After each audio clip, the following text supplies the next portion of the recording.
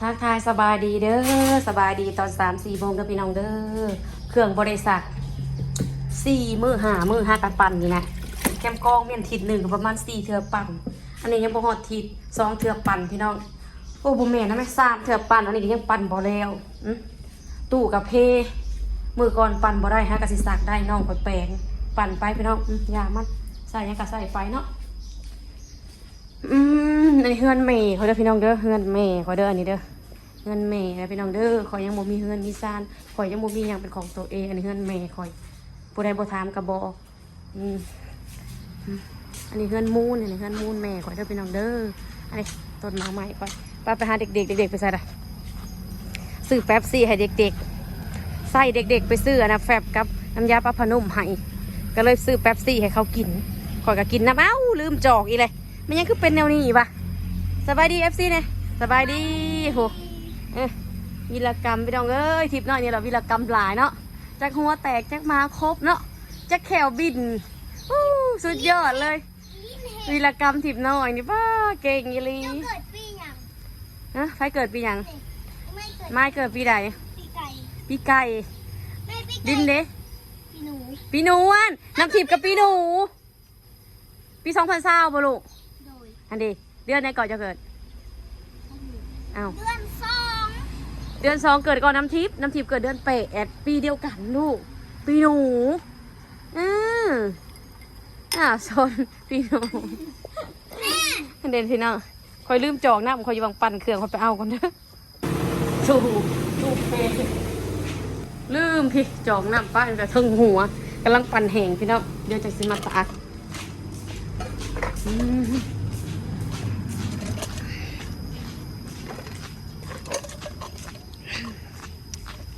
ตูบ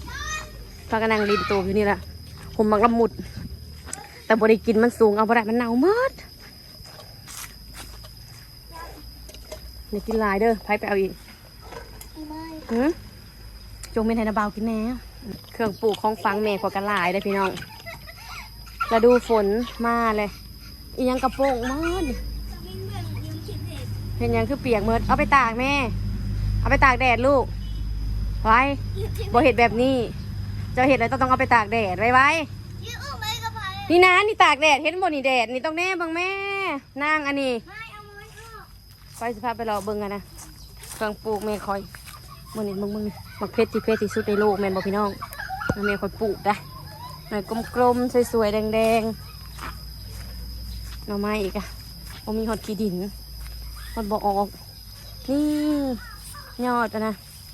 ยอดฟักทองแม่คอยกำลังงามพี่น้องเดือน6 เดือน 7ในกระซำสีแกงใส่หน่อไม้แต่ละปีแม่คอยปลูกอยู่หลังบ้านนี่ตอนฝนบ่ทันตกเราอะนะเอามาซับใส่งามดอกขานี่เป็นใบอย่างนี้เกยเลยก้อนหน่อไม้อันนี้เขาบริตกแต่งมันหน่อบ่ทันออกแต่เราดูฝนออกหลายๆว้ายเห็ดขาวพี่น้องเห็ดขาวว้าวเห็ดขาวกระลักโป่งน้อยนี่สวยแท้อันนี้แก่มันนะแม่เขาคือบ่มาเอาเห็ดขาวแค่บ่มาหรอกก็คือสิแก่มืดใจทิพย์น้อยเอาแนวมาใส่ให้ก่อนเด้อนั่งเอาแนวใส่ไหมแน่ป้าพี่น้องข้าวอันยาอยู่เจ้าเบิ่งฮะตัวหนาจุ้มสิป้าให้มันเป็นก่อนอากาศมันร้อนเนาะเห็ดก็ออกเห็ดปอกเห็ดพอกบริกินเอามันแพงพี่น้องกินเห็ดขาวนี่ไปก่อนดึงเอาไปใส่ก็บ่ได้ลูกมาไว้ลูกไว้เอาสิเด็ดเอาตัวมันบานนี่นะพี่น้องเด้อตัวใดมันนะอ่อนเขาก็สิเก็บเมียนไว้เก็บมือนะสิเก็บไว้แกงใส่หน่อไม้เด้อพี่น้องเด้อว้ายออกเป็นโขเลยอย่ามันออกมีเสื้อมันยุบมันสิออกอีกเก็บแบบนี้เด้อมึงมีขากล้องได้บาสิมาหล่อถ่ายเครื่องปลูกให้FCเบิ่งเพราะว่ามาเจอเห็ดพี่น้องมาเด้อเก็บเห็ดเด้อเอาสิเอาไว้แกงใส่หน่อไม้เด้อเห็ดอันนี้มันมีเสื้อมันอยู่ดึงกับเป็นยังดอกมันรักสิโป่งอีกพี่น้องมันเป็นต้นมะม่วงเก่าต้นมะม่วงไข่ตะกี้ต้นอันนี้ก็ดกพี่น้องดกเอเดตะกี้ละมาปีนมาเดี๋ยวนี้แหละโมมีแต่อยู่หน้าแม่คอยตัดมันเป็นต้นมะม่วงไก่แดนเพิ่นก็เลยตัดออกก็เลยบ่ได้กิน แต่ว่ามาเฮ็ดผัดมาออมพี่น้องข่อยก็ได้ยินแต่แม่ข่อยว่าแกงเฮ็ดลายเถื่อเลยมันอยู่ในนี้เนาะใส่เฮ็ดคอนั่นหลายเต๋อพี่น้องโตนี่เท่าแล้วเจ้าสิเปื่อยเลยนางยงโยกับต๊ดเอาแต่ตัวบานเด้อพี่น้องนะว้ายมาเด้อเก็บเฮ็ดเด้อเก็บเฮ็ดเด้อกินเฮ็ดขาวไปก่อนเฮ็ดปวกก็สิกินบ่ได้มันแพงพี่น้องเอ้ยโลละ500เอามาแต่ใส่กระถางเงินสักยาลูกนี่ก็ยังสิบ่มีสิยืมเพิ่นแหละเอามาลดว้ายเรียบร้อยนี่เก็บผักตัวจูบกับสิป้าให้มันใหญ่ก่อนตัวนี้กับสิป้าให้มันใหญ่ก่อนอีก2-3 มื้อเขาจะสิมาเก็บปุ๊บแม่นมอดพี่น้องคอนบักยาวๆคนออกแต่เท่านี้นะเด้ได้เครื่องหม้อหนึ่งพี่น้องเราไปแกงใส่หน่อไม้มื้ออื่นเนาะไปเครื่องหม้อไปรอล้างบ้านตื่นว้ายเนี่ยนี่ก็เดี๋ยวสิพาFCไปรอล้างบ้านให้มันสุดว่าสิพาเจ้าไปหลอกบางทีแต่เห็ดขาวออกเห็ดปวกมันออกเนาะตะกี้เห็ดปวกมันเคยออกเลยพี่น้องเลยเห็ดปวกแค่นี้เห็ดยังไงเนี่ยเห็ดคอนทางเอาเห็ดคอนทางโอ้ยขี้หินหามตะกี้เห็ดปวกออกจนนี่มันออกพี่น้องไม้เองกะฟังเบิ้งมืออื่นหรือมือได้เขาสิแกงปกติเห็ดปวกมันสิออกเลยแค่นี้บอกเห็นพี่น้องป้ายุงกินข่อยยุงหลายป้ารอฮอนนี่เด้อพี่น้องแล้วกลับตอนนั้นมันใหญ่แก้ขนมไม้อีกสักทีป้ายุงหลายคุณน่ะเห็ดสวยๆเก็บแล้วเด้อไว้แกงมื้ออื่นจ้ะทุกคนปั่นเครื่องนะอย่าดื้อเด้อหงายหลังเด้อหงายลงหลังลงน่ะนี่ร้ายเต๋อพี่น้องอยู่มาพี่น้องมาคอยสิซ้อมตีนเฮ็ดเก็บมาเมื่อกี้นี่แหละมันเหี่ยคอยเฮ็ดมันเหี่ยเต็มหมดเลยเก็บหมดเลยบ่ได้ไปแล้วลูกยังเก็บอยู่บ่ได้ไปลินตะมูดอกลินอยู่นี่แหละซ้อมพี่น้องปั่นเครื่องกันยังบ่ทันแล้วแกงหน่อไม้เฮ็ดอันนี้เด้อคอยบอกตามความจริงคอยบ่มักปานใดคอยบ่มักปานใดเฮ็ดอันนี้แม่คอยมักแค่แม่คอยสิแกล้งกันให้แม่คอยแกล้งกันแล้วบ่แกล้งคอยก็สิไว้แกล้งใส่หน่อไม้เฮ็ดขาวคอยถามมันนะแม่คอยเฮ็ดขาวพี่น้องคือเฮ็ดบดเนาะเฮ็ดบดมันก็คือดอกคล้ายๆคือกันมันอยู่ในเงาต้นมะม่วงเก่ามันมีต้นมะม่วงเก่าอยู่นั่นอย่าไปใกล้มาเด้ออย่าว่าคอยบอกเด้อคอยบอกเมื่อเด้ออย่าพากันไปใกล้มาเด้อมันครบมานี่จะสิซักบ่ย่าน่ะเด็กน้อยพี่น้องเด็กน้อยลิ้นใกล้มากระย่านมาแม่ลูกอ่อนเด้แต่จริงกับปีโป้มันซักยากครบได้ปีโป้ได้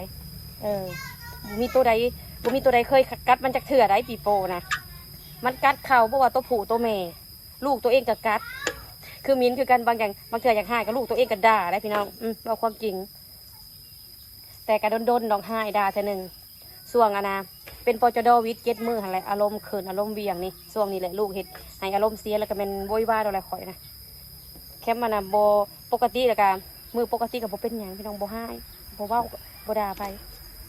แกโบเห็ดให้ด่าได้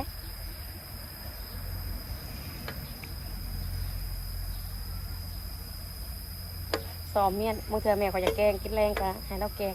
ข่อยนำโบปันไดดอกกับเห็ดพวกเห็ดบดเห็ดขาวนี่โบปันไดพี่น้องแคมเห็ดอะนะเ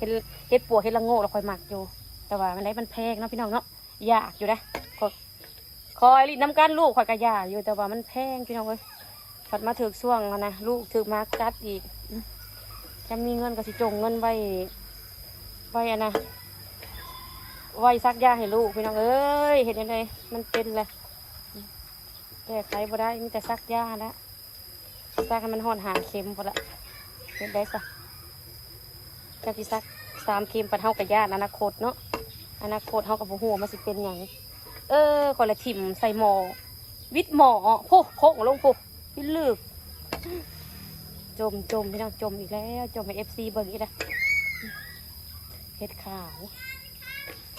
เฮ็ดอันนี้มันหยาบข่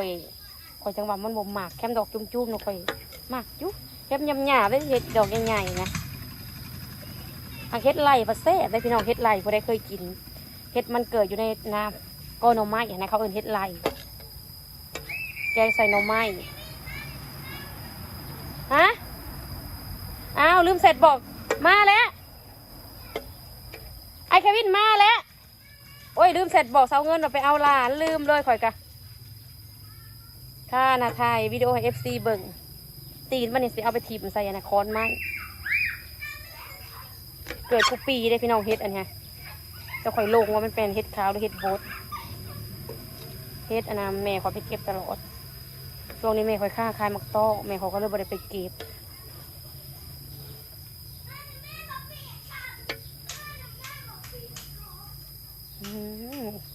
ดอกจุ่มๆแบบนี้นะซื้อเพิ่นกันลายเติบได้หา60ก็ได้ซื้อเพิ่นนะคอยว่านะหา60ก็แล้วนี่ลายเติบได้พี่น้องเลยไว้แกงใส่หน่อไม้มื้ออื่นเนาะพอดีเป็นวันศุกร์เนี่ยดิหรือว่าเขาสิไปส่วนอ่อนใหญ่แกงหน่อไม้บ่ถือเห็ดขาวไปแกงใส่กันแกงหน่อไม้ก็เดี๋ยวนี้กินดุๆกับบ่อยากพี่น้องหรือว่าโดนแกงเท่านึงก็อาจสิแซ่บเพราะว่าฤดูฝนมันก็สิเข้ามาโฮกเลยแกงหน่อไม้กับบ่ปานใดเลยแต่แค่มาบ่มีกินกับหน่อไม้นี่ก็สวยได้แกงหน่อไม้นี่ก็สวยเฮาได้แต่เฮาอิ่มท้องอิ่มใสทิพน้อยมักกินได้ทิพน้อยมากินแกงหน่อไม้เสือเฮ็ดมันอยู่นี่เรียบร้อยค่อยว่าตีนมันพี่น้องเดี๋ยวค่อยจะเอาไปทิพใส่ค้อนไม้ให้มันเป็นต่อเนาะเราจะเฮาตัดหากตีนมันออกกับเรือสำนีผู้ที่แกงหนึ่งพี่น้องเลยเราสิดมเหมือนกันนะหอมอยู่เด้หักสร้างมันหยาบเนาะมันหยาบมันกินยากเดี๋ยวสิเอาอันนี้เสื้อเฮ็ดอันนี้หวานไปในขอนไม้พี่น้องหวานไปในขอนไม้มันเกาะขอนไม้แล้วมันกระปิ่นให้มันเป็นโตเรียบร้อยจากมือได้สิได้แกงแคมในแกงก็เดี๋ยวสิถ่ายให้เบิ่งเด้อฝากกดไลค์กดแชร์กดคอมเมนต์ช่องมีอินดี้นะพี่น้องขอบใจหลายๆที่เข้ามาติดตามป้าทิพย์น้อยพี่น้องบนลินน้ำหมูเมื่อปากหมดเลยเปิดลินน้ำบัดนี้ตากเครื่องเรียบร้อยพี่น้อง3เถื่อปั่นเขาตากด้านหนาเด้อนี่ทั้งหนาเฮือนไอ้ทั้งขางเด้อพี่น้องเด้อมันบ่มีพังตากฝนตกเขาก็เลยตากอยู่ในกะขี้ข้านย่อไปย่อมาก็เลยตากอยู่ในเลยทั้งหน้าบ้านแม่เขาก็กว้างๆเลยพี่น้องรถจอดได้2 คัน 3 คันไปละฝากกดไลค์กดแชร์กดคอมเมนต์ให้มินเด้อสิขึ้นไปหาน้ำเอาไหนก็เดี๋ยวสิพา FC ป้าเห็ดยังน่ะเดี๋ยวสิพา FC ไปกินจุ่มจีนพี่น้องจุ่มจีนอยู่ตลาดเซโนพอยต์ตลาดมืดพี่น้องนี่ขางนี่ขาง FC เห็นเฮือนมูลพี่น้องเห็นมั้ยงานมูลเก่าแล้วก็เป็นฮอด100 ปีแล้วบอกพี่น้องมูลมืดปุ๊นาบ่าวก็แล้วเท่าเลยปลาสีหมอกสีม่างกับเฮือนลามอมให้ลาพี่น้องเราจะเห็นแต่ก็เห็นเงินของเฮาข่อยก็อยู่นี่แหละอยู่ในห้างนี่แหละพี่น้องนี่ห้างนี่เราอยู่กับลูกนะอยู่ไปพี่น้องเอ้ยบ่มียังก็อยู่ไปสำซาลูกไงเนาะไปนะอาบน้ำลูกฝากกดไลค์กดแชร์ให้มินเด้อเป็นกำลังใจให้ข่อยเด้อพี่น้องเด้อสู้ไปลูกไปอาบน้ำซาหัว มาให้แน่ซีซัสเค็ม โอ้ยคือว่าเป็นแต่พี่น้องเอ้ยพวกนี้ค่ะสีดูไผก่อนนี่เบิ่งนี่แต่อีตนลูกข่อยเนาะบ่มีไผเอาเงินให้แม่ก็บ่มีให้อีตนซาดลูกก็เด้พี่น้องเอ้ยนี่นะใบหยังก็ใบหมูน้อยบ่ใบที่เขาหยองเฮ็ดน้ำหวานน่ะเด้แม่นบ่ใบหมูน้อยบ่คือใบหมูน้อยบ้านเฮาก็เดียวเป็นมนๆมีคนเอาหาค่ะแม่ก็สิให้หัวใบหมูน้อยบ่พี่น้องแม่ก็ปลูกนี่อยู่หลังวังของข่อยนอนนี่พี่น้องมันกำลังงามบ่ได้ฮู้จักแต่ช่วงหนึ่งมันตาแล้วมันโป่งอันนี้ไปไม่ดูไปอาบนุ่งเครื่องไปเอาไปนุ่งเครื่องแม่หอยเต็มยันไปนุ่งไปเป็นยังเป็นยังกับสิ่งนี้ มือล่อค่ะอย่าเฮ็ดลูกอย่าเฮ็ดไปนุ่งเครื่องต้นมะฮงตัวนี้พี่น้องบางในค่ะบ่มีคนหมากกำลังจอหมากตกแรกมากนะได้กินอยู่มันฮอดเดือน4 เดือน5เราบ่ได้กินพุ่นน่ะย้อนมะพร้าวพี่น้องมะพร้าวเต็มอยู่เอาบ่ได้ต้นนี่ค่ะมันเอ็นไปดินเพิ่นบอกให้แม่ตัดอยู่ก็ยังบ่ตัดหากตัดลงแล้วก็กินแต่น้ำมันตัวอ่อนตัวแก่แล้วยังบ่ทันเห็ดหยังก็ดูฝนมาฮอดแล้วไปลูกไปหญ้าเนาะมันโป่งเต็มพี่น้องพวก ตัดได้เทื่อหนึงนี่ตัดแล้วก็ปรุงไว้ฝากกดไลค์กดแชร์กดคอมเมนต์ช่องมินยินดีเด้อพี่น้องเด้อขอบใจหลายๆที่เข้ามาติดตามแล้วพบกันใหม่คลิปหน้าจ้า